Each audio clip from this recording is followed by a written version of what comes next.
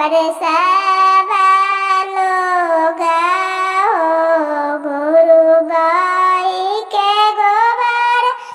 पाइले दुहरिया से शिव गुरु के दानी बनाइला शिव गुरु यस देवन शिव गुरु कहे के न शिव गुरु हमारो यगन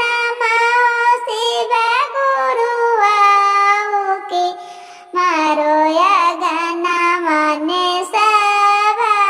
लोग बरफी बसाओ शिव गुरु के दास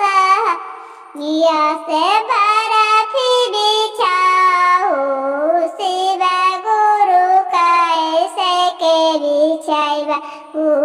शिव गुरु आजू के आगन ने